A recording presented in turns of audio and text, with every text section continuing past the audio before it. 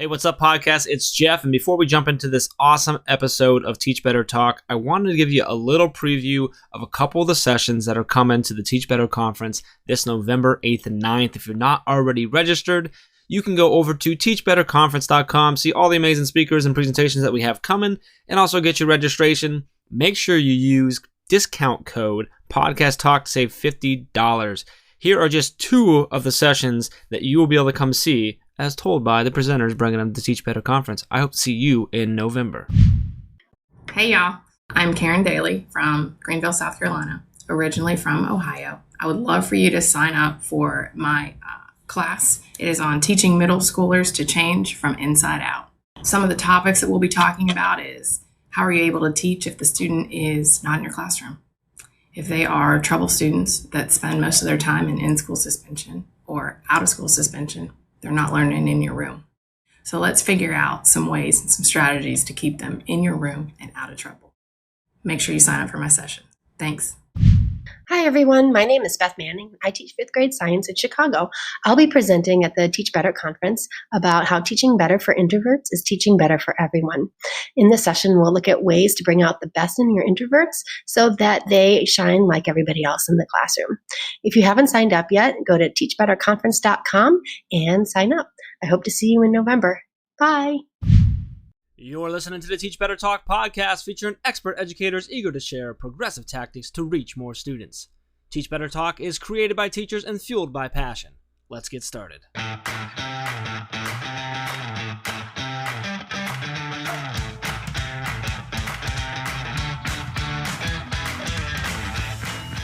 Hey everyone, welcome to episode 110 of Teach Better Talk. I'm Ray Hewart, but you already knew that. I am with my very cool author friend, Jeff Gargis. Hey, Jeff. Hey, Ray, my very cool author friend. Well, you're a very cool author now. Yeah, I am, which is weird for me to even hear you say. I'm not going to lie.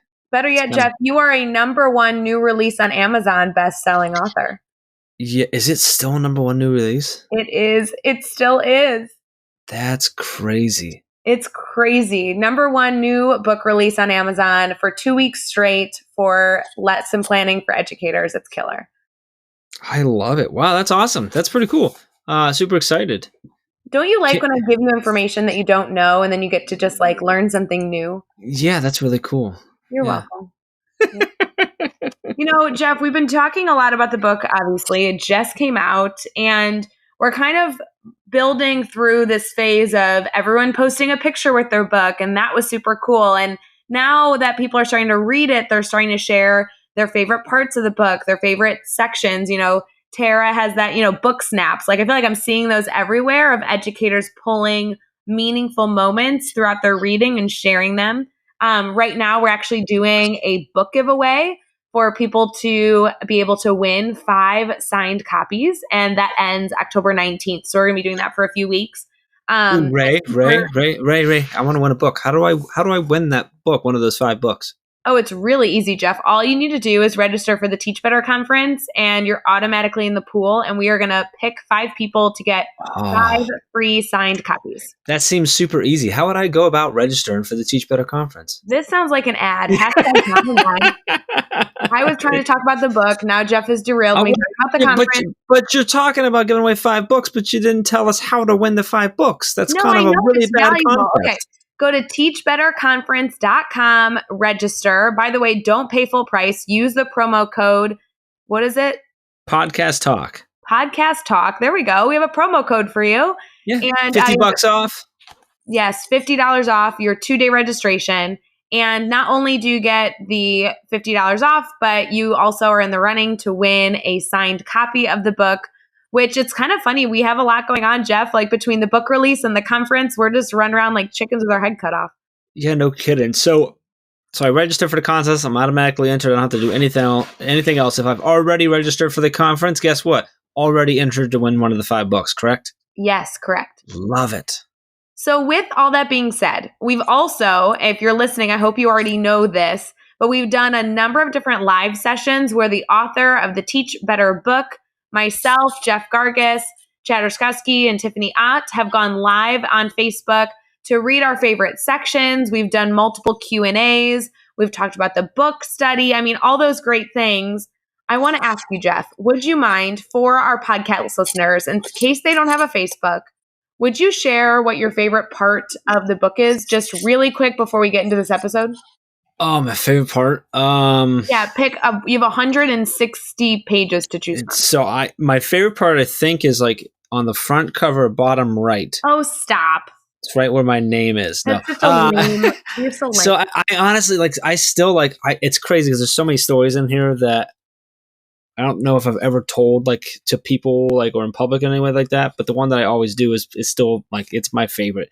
Just like how this whole thing got started with Chad and I. When Chad, out of necessity, out of desperation, if you will, in his classroom, created what we now call the grid method, and he came to me and asked me about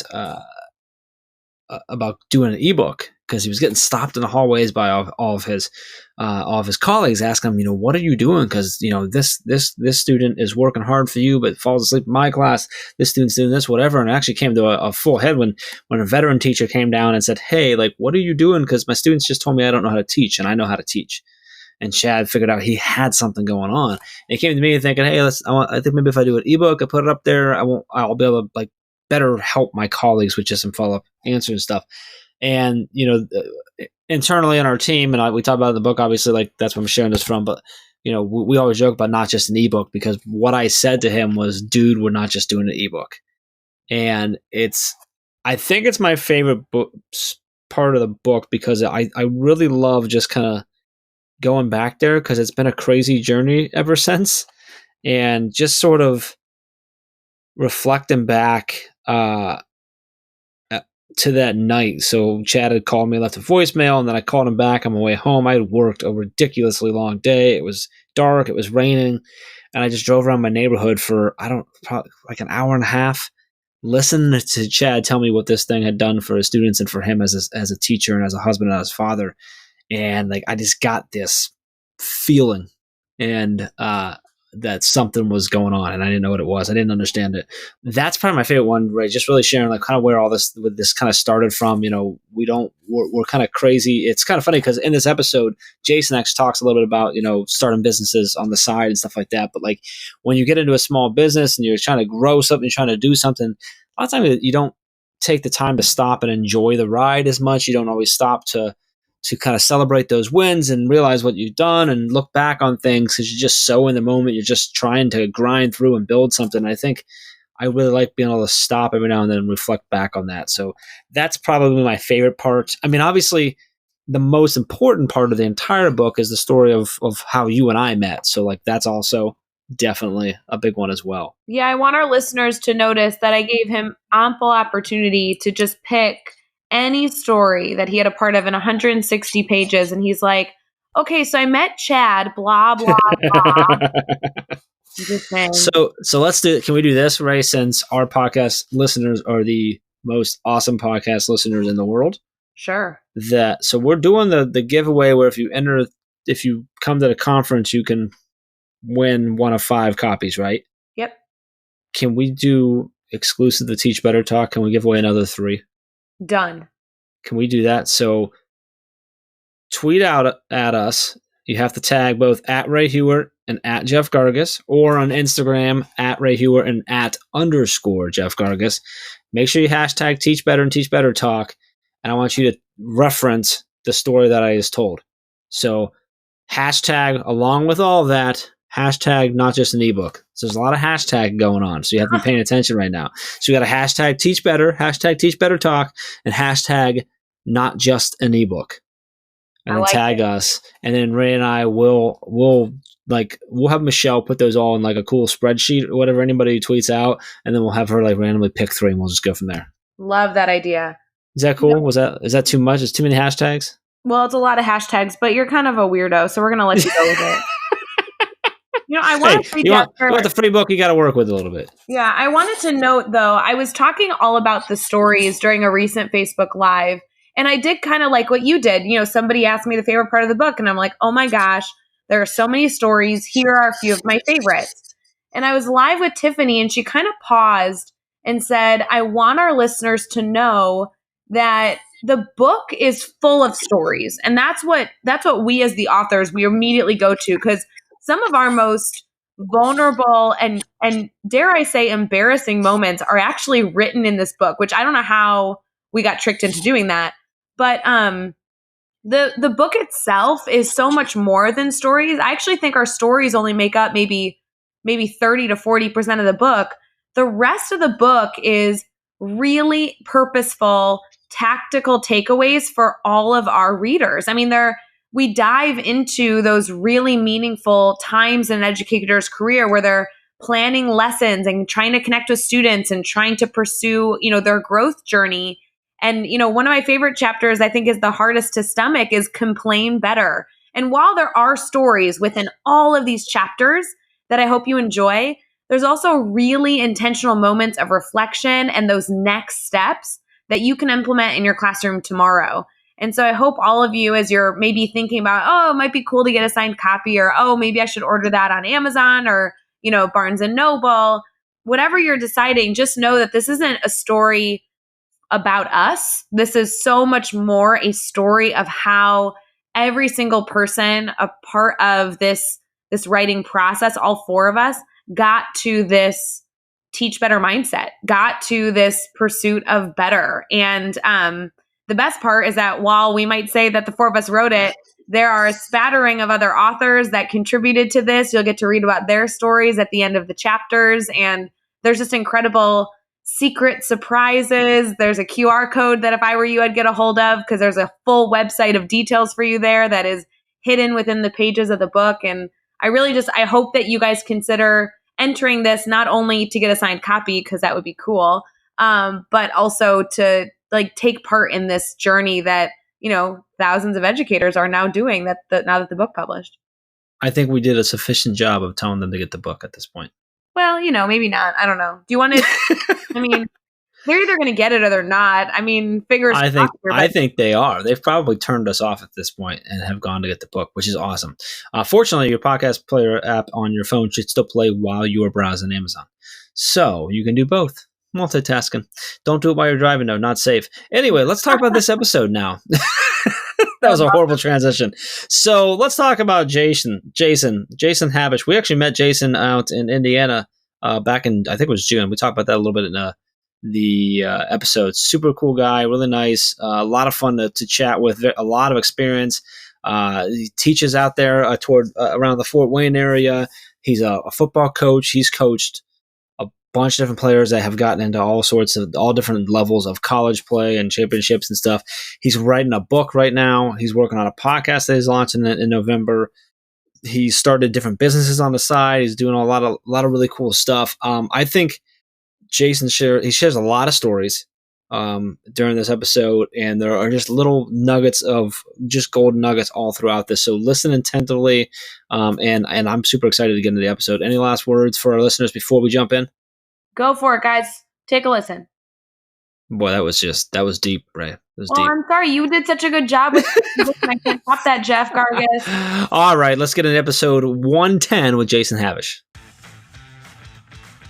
Hey, what's up, podcast? It's Jeff. Don't worry. I'm going to get right back in the episode, but I want to jump in and make sure that you are aware of the 2020 IdeaCon. That's IDEA Con. It's formerly known as the ICE Conference in Illinois. Ray talks about it all the time. It was one of the first conferences she ever went to, and now we're super excited. She's going back every year. We're going to be there this February 24th through 27th, 2020 at the Renaissance Schaumburg Hotel and Convention Center in Schaumburg, Illinois. I hope that you're going to join us. So this is an awesome conference, whether you are a technology specialist, an IT professional, a librarian, instructional coach, pre-service teacher, or anyone in education.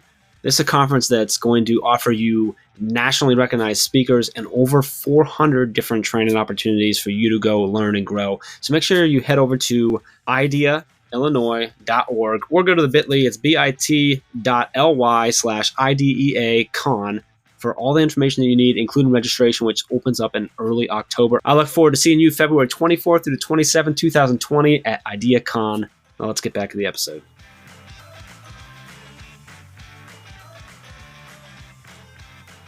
All right, we're here and we are talking with Jason Habisch. And Jason, super awesome to bring you on the podcast. We're already laughing and have a good time, so I'm super excited about this episode.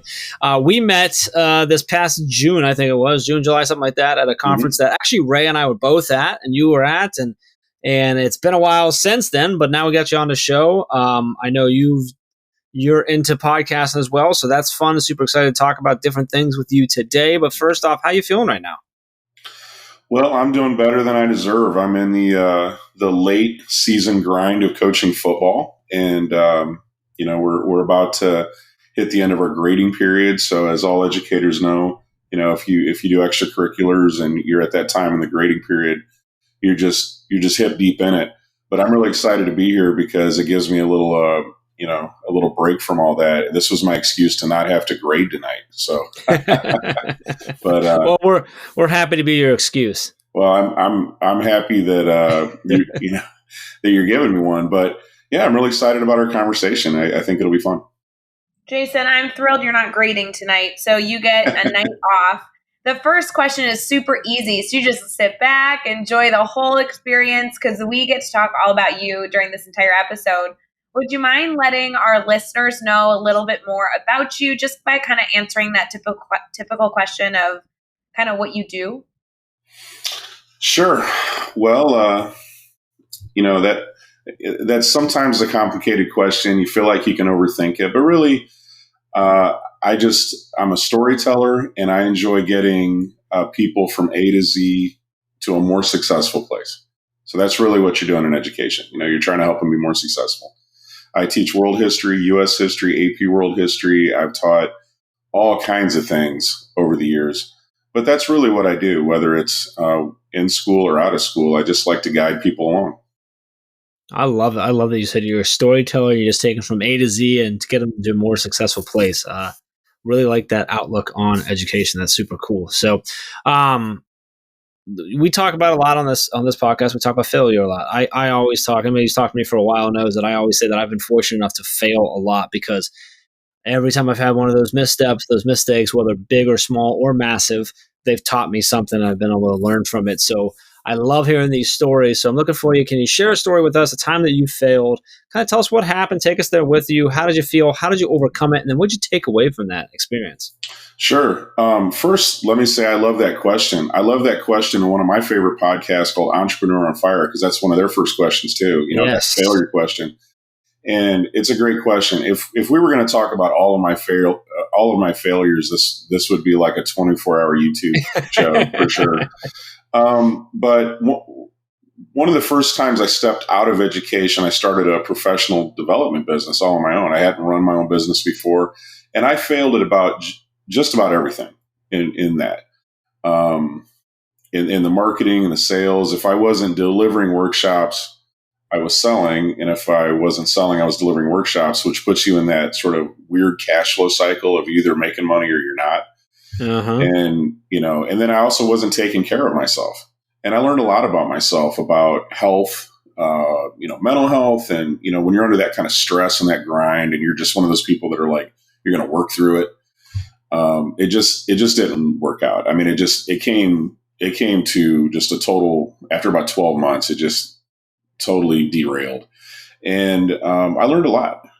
So I learned things like it's really important to build a team around you. It's important to know yourself. It's personal care matters, taking care of yourself. I think Jim Rohn gives the example of, what do they do on airplanes when the masks come out? They tell you to put yours on first and then put it on your child, right? You got to take care of yourself before you take care of anybody else. And, when you're a small business owner and you're just, fighting and clawing for everything and trying to, outwork your stupidity a lot of times, it's a bad situation when really the things that I learned were if I surrounded myself with some people that allowed me to double down on my strengths instead of working in my weaknesses, that would have been a good idea. Just building a better network, getting people around me to be personal advisors. One of the things I learned out of that was to build a personal board of advisors. I literally recruit friends. you guys watch out. You might end up being my friends. I might kidnap you guys who have Stockholm syndrome before it's all said and done. But I really do. Like, I've met some great people in the education community of Fort Wayne. And, I'll just invite them to lunch or breakfast or something. And before you know it, we're like friends. And so then they're people that I look to upgrade my life. I want to find people that are, smarter than me. They're doing life better than me. Their careers doing better than mine. And I just want to talk to them and get to know them and see what they're doing. But failure is a funny thing. I mean, you can study failure and learn a lot. And I did. And I think if you're not reflective, like I had to take some time and open up a journal and really be reflective about that failure. And, and I think, well, actually a good friend of mine, Jason, a teammate of mine from college, he told me that his first year of teaching was just a disaster, just a total disaster. He was put on an improvement plan and everything, and he was ready to tap out. He was ready to leave the classroom and actually go sell Xerox copiers at the time and make a lot more money. And he had a good mentor that said, you could do that, but whatever that thing is, whatever that failure was, it's going to follow you if you don't address it. And he did. He actually addressed it. He went back, was reflective, really looked at what he was doing. He sought out help. And the next year, his standardized test scores in Ohio were near the very top, if not the top. And everybody was like, what did you do? So for him, that was a great win. And when he told me that story, I said, well, that totally makes sense, because you went back and you leaned into the obstacle. Mm-hmm. You leaned into what the challenge was. And, I think anybody that's listening, if you have that kind of personal failure, I mean, it could be a professional failure or a personal failure. And believe me, I'm somebody that's had plenty of both. Until you go back and you're reflective about it and you talk to really good friends, people you trust, and that are really going to be honest with you, you're probably not going to grow out of whatever it was that caused it. So for me, it was just the first time, and I've had a business since, and I've had another business since, but the very first time I had my own business, it was an absolute disaster. And I didn't have the skills. I didn't have the mindset. I didn't have the resources around me. I was just sort of like building the plane as I flew it. I can definitely relate to all of that. Okay, so now let's flip that. Now let's talk about a successful moment you've had. And this could be something big or something small, but tell us what happened. Why was it a success for you? And then what did you take away from that? Well, I've enjoyed some successful things, mostly because of timing and just being around great people. One of the things that I did was actually stepped away from coaching for years, about 7 years. And my oldest at the time was about to be a freshman. She was transferring. My kids were transferring out of a short stint in private school to public school. We were moving them back to public school. They wanted to move back to public school. We were all for it. We felt like it was actually a much better option for them at the time, and we still think that. And she was going from a really small Christian private school to a really big, very diverse public high school. And when the coaching staff learned that my kids were moving over, it was sort of a friend of a friend, and I tell my students this all the time. It's not what you know, it's not who you know, it's both. If you have the skills and you go out and network, you'll probably do okay. But, they reached out to me. They had a position to fill. I stepped in and I was able to join a tremendous coaching staff that, over 50 years of football at this high school had a winning percentage that was just a tick under 800. And they have a process and they do things a certain way. And they are all about helping young men become men that contribute to society and take care of their families and fulfill their obligations and sort of be the best versions of themselves. And they view it 100% as an extension of the education process. That's all football was. It wasn't you go to school so you can play football. It was, football is just an extension of the classroom. And I've seen many athletes who went on to play college stand next to me for like half a game because they let a grade slip from C to a C minus. That was kind of expectation. But we had this tremendous year. There's a lot of championships we won there, but I won a state championship with a staff that, I mean, I felt like I was kind of along for the ride. You know, I was doing my part. I'm a position coach. I coached interior D-line, and all these tremendous coaches, like Hall of Famers, were around me, and I was learning so much. And we had all kinds of crazy things happen. We had these guys almost honed up to a fine edge in the game before the state game, and they were just, practices were super aggressive, and they were really getting after each other. And we had something happen on a Tuesday night that I had never seen. During stretching, a fight broke out.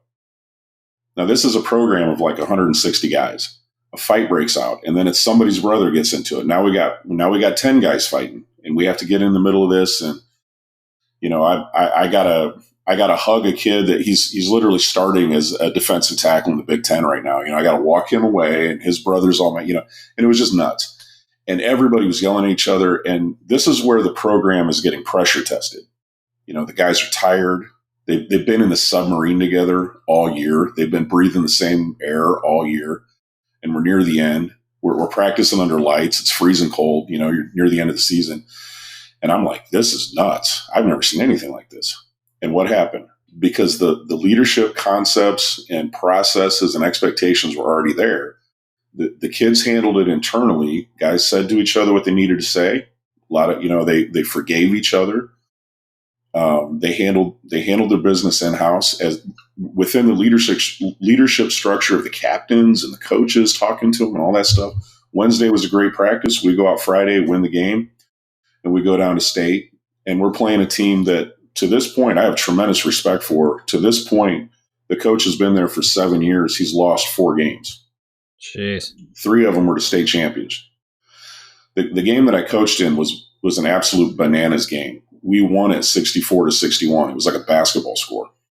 And with 1 minute and 8 seconds left, they scored the go-ahead touchdown at the time. And I remember being in this sort of zen moment, like, wow, that wasn't good. And I looked to my left and I looked to my right on the sideline. And our guys were kind of laughing. They were like, oh, they gave us too much time. We're good.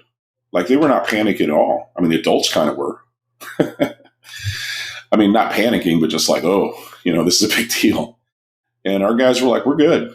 And you could just see it. The whole sideline was very confident because they put in the time. They had taken care of the details all the way down to a real granular level. Like, I had freshman D linemen that could tell you exactly what first steps they have to take and where their hands should be and what their eyes should be doing and what their reads are and what their technique should be.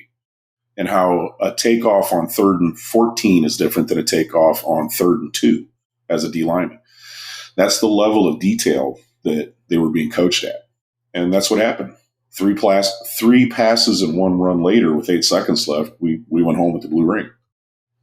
And so what I learned from that was details matter. Leadership matters. Personal accountability matters. Coaching guys through challenge matters. And then, so when I take that to the classroom, it's the same thing. Details matter. And how I coach student A is probably different than how I coach student B because they're different people. You know, how I teach them, how you interact with them. You know, I think what we lose in education is a lot of teaching is sales. I mean, you're trying to convince a kid who's not interested at all in what you're teaching that this is going to benefit them. And so you have to have a really strong why. And my hope is that more educators think about that. Like, what's the why of their class? You know, I talk about the why every day in my class. You know, I tell kids all the time, the bigger the problems you can solve, the more money you're going to make. Like, if you're somebody that has to be managed, you'll make less money than the person doing the managing. That's just how most jobs work. You know, and you get a lot of responses from that, like a lot of, I'm like, okay, how many of you work fast food?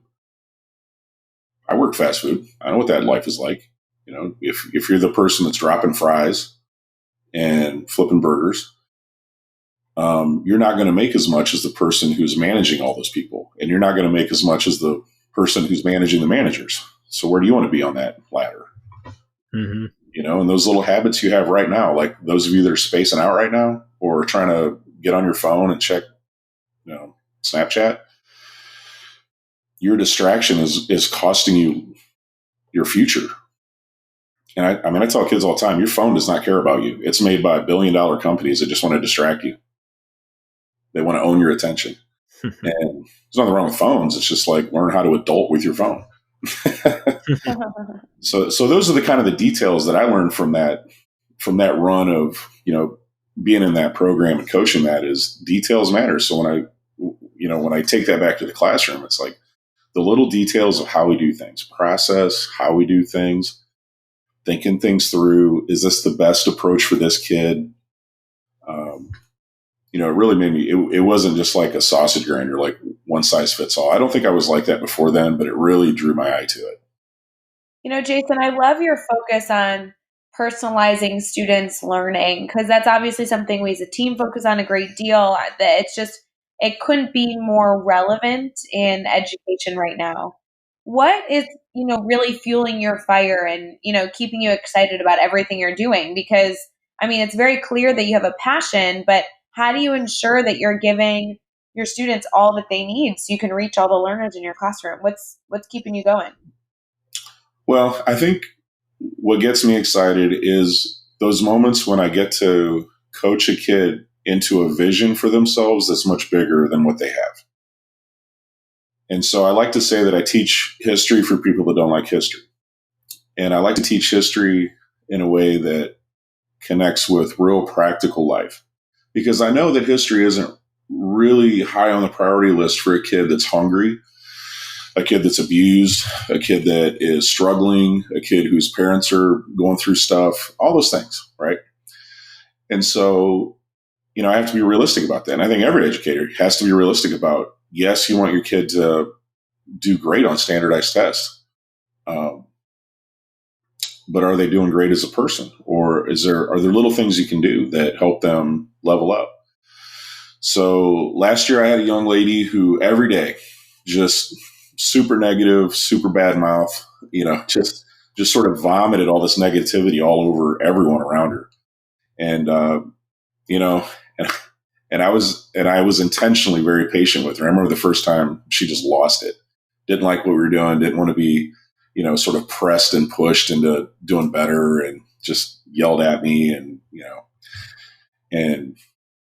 said some words that I like. Coming out of a 5 foot tall girl, to me, was really funny. Like, I actually started laughing, and I'm like, wow, that's a lot of energy coming out of you. Like, I feel like you're going to jump up on a desk and kick me in the head or something. And she just looked at me and was like, well, aren't you going to send me to the office? I'm like, why would I do that? You're my kid. You're one of my kids. Like, you're my student. We're going to roll through this.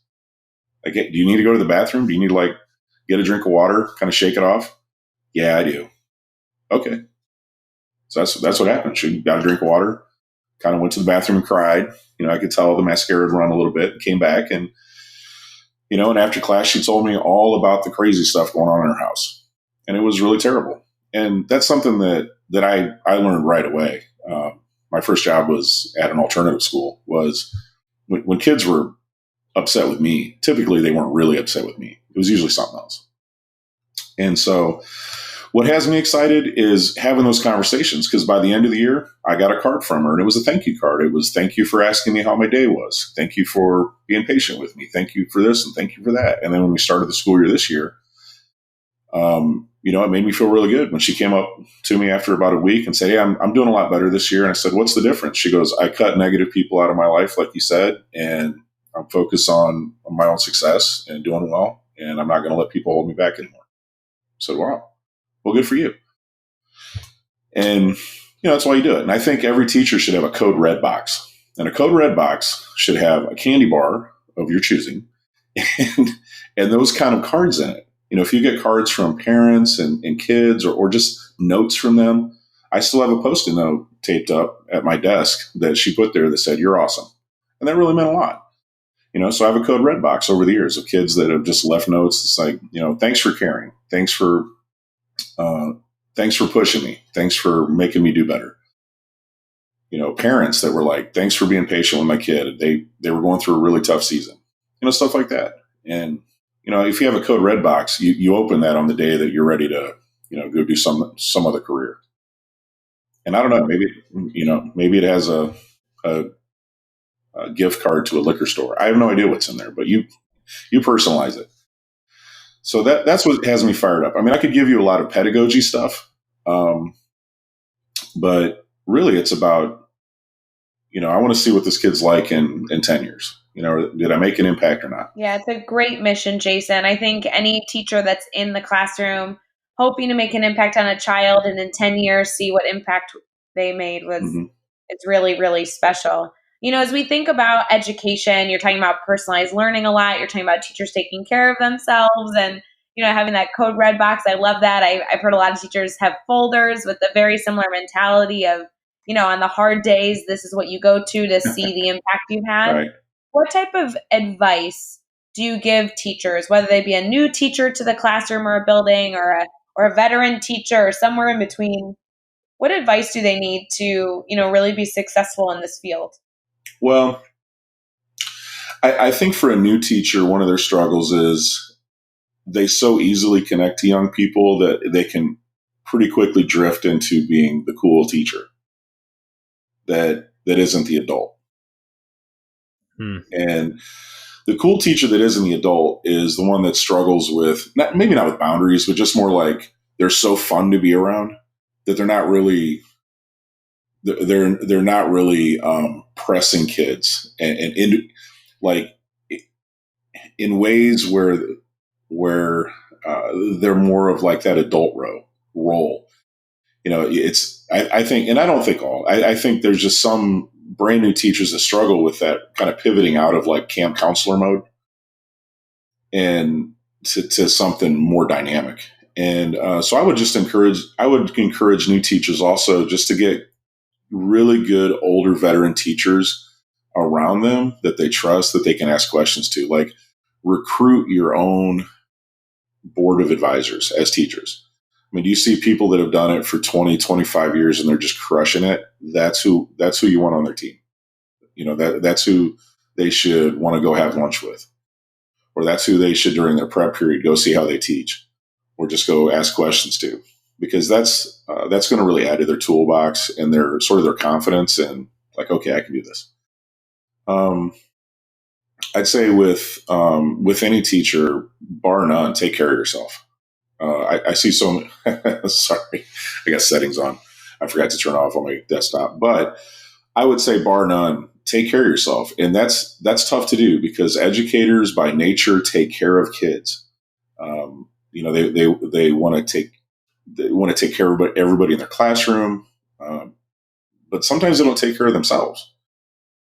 And, I see a lot of educators that, put their health on the back burner, their energy, their mental exhaustion, and they're just not performing at peak levels. And I've had to learn that the hard way. That's where that comes from. So I'm like the fat kid saying you got to eat less candy, so, but that stuff's important because you're in such a tough job. I mean, you're in the grinder, you're performing every day. And I just last week we had homecoming week and we had late nights and parent teacher conferences and all that stuff. And I was pretty grouchy, pretty snappy. And and kids know that that's not for, normal for me. And so a couple of them through the day were like, you're pretty grouchy today. You're not doing well. I was like, oh my gosh, if my happy kids are telling me that, I need to, maybe get a nap in tonight. I don't know, or this evening. But I just see that a lot. We pour into other people so much. I think anybody that's in that kind of a role, the social workers, clergy, all that stuff, that taking care of yourself is just so weird. Absolutely. And it's hard. I love that you said that just by nature, educators want to take care of kids, so we don't think about taking care of themselves as much. So such a really, really important piece there. I'm hoping that you're not grouchy right now, that you are happy, you're good. I know you're a competitive guy, so Ray, I think he's going for the trophy on this. So do you have a sweatband on your forehead? Because that's what Jeff's wearing right now. I've got my sweatband on. I've got my like 1980s like Richard Simmons outfit on. I'm ready to go. We're gonna try and see how well he does on this one. So So what we're doing now, Jason, we're doing the next 6 questions. You got 15 seconds or less for each question is what your goal is, to answer each one in 15 seconds or less. You ready to go? Oh, we're going to answer all 6 in 15 seconds. Buckle up. All right, let's do it. All right, I got to go fast then to help you out. Ready? All right, what is one ed tech tool you cannot live without? Quizizz or Quizlet? What's a book that you're reading right now? Atomic Habits by James Clear. Who do we need to follow on Twitter or Instagram today? Don't follow people, follow hashtags. Personal development, success mindset, and Earth Focus is a great one. If you're looking for little bell ringers in writing, tons of great nature pictures. What's a good YouTube channel or website for educators? This may sound weird, but I use relaxing sounds, and it's like ambient videos with beach scenes or mountain snow, and it just totally chills kids out, and we could get work done. Give us a daily, weekly, or monthly routine every teacher should get into. Planning your week on a Sunday night, your personal week, not your professional week. How are you going to take care of yourself? What are some things you need to do? Stuff like that. Out of school stuff. Plan your week on Sunday night. And what's the best piece of advice you've ever received? Don't miss out on your own kids coaching everyone else's. Coach Bill Kerbal. Wow, that was awesome. Well, I mean, great piece of advice as well, but also just you blew through those. Ray, what are you thinking? So fast. I liked the last one, though. Don't miss out on your own kids coaching everyone else's.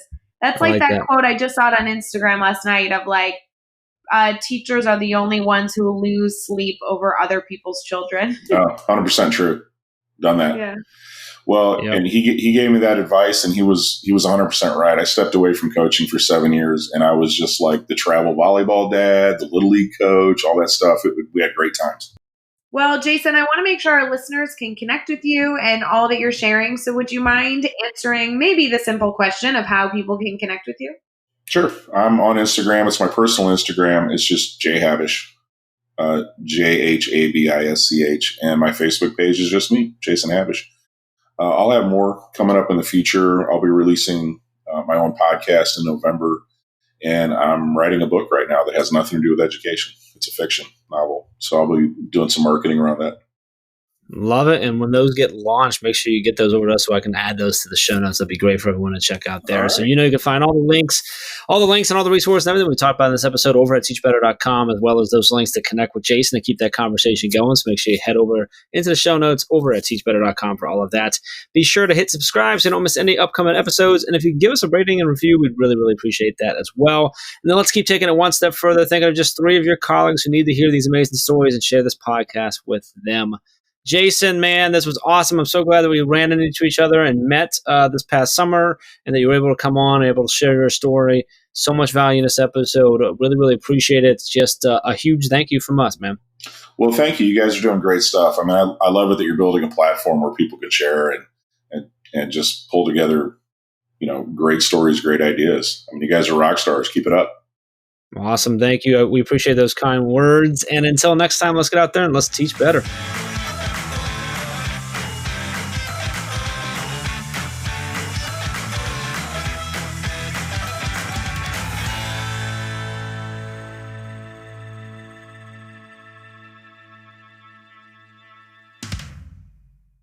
All right, we are here. Yeah, boy, I just messed that up, guys. That's a great start, isn't it?